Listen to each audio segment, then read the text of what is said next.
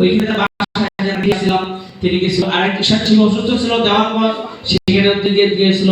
এবং এই ময়মনসিংহ বিভাগের কোনো স্বেচ্ছাসেবী যদি অসুস্থ হয়, ময়মনসিংহ মেডিকেলে ভর্তি থাকে, তাহলে সে নিজ দায়িত্বে স্বেচ্ছাসেবীকে ওই মেডিকেল পর্যন্ত যতদিন মেডিকেল থাকে সে খোঁজ খবর নেওয়া, কি প্রয়োজন থাকে, আর্থিক বাসস্থান সবকিছু ব্যবস্থা করে। এবং কি কোনো স্বেচ্ছাসেবী যদি মানুষের বিপদে পড়ে তার এখানে অবস্থান করে, আমি নিজে প্রমাণ, প্রতিদিন কোনো না কোনো স্বেচ্ছাসেবী মানসিক শহরে আসা যদি বিপদগ্রস্ত হয়, তিনি হালিম ভাই আমাদেরকে এই স্বেচ্ছাসেবীদেরকে পাশে দাঁড়ান, বীর সহব করে।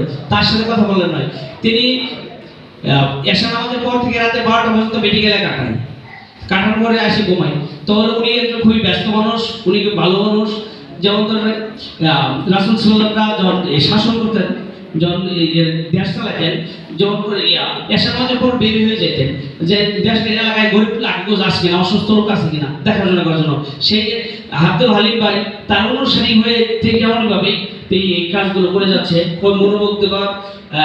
আমি বিভিন্ন তাকে নিয়ে অবস্থান করে, তার প্রশংসা করলেই নয়, স্বেচ্ছাসেবী হিসেবে অন্যতম স্বেচ্ছাসেবী।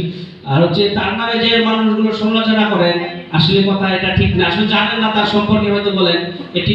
যেমন সেভ দ্য ভিসা ফাউন্ডেশন, যখন এই যে নোয়াখালীতে বন্যা হলো, বন্যা কবলিত মানুষের জন্য সেভ দ্য ভিসা ফাউন্ডেশন যখন তারা একটা বড় অ্যামাউন্ট হঠাৎ করে আটকে গেল, হালিম ভাইয়ের সাথে যোগাযোগ করলো। হালিম ভাই আল্লাহর রহমতে ফয়সাল আল্লাহ তরফ থেকে আসে, তিনি অর্থ প্রায় 20 থেকে 30,000 টাকা অর্থ দিয়েছে, এবং কি 3 থেকে 400 লোকের বাসস্থানে কাপড় চোপড় দিয়েছে।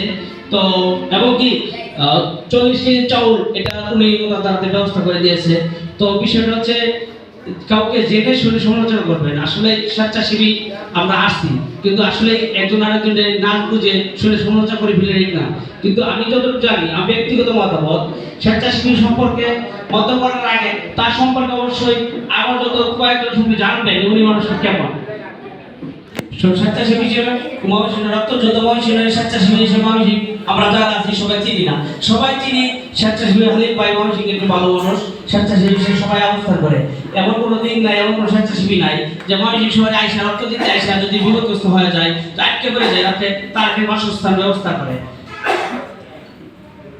তো এখন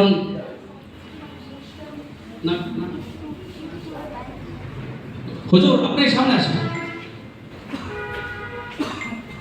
দূর দূরান্তে যে স্বেচ্ছাসেবী আছেন সবার প্রতি রইল শুভকামনা ও প্রাণ ঢালার শুভেচ্ছা।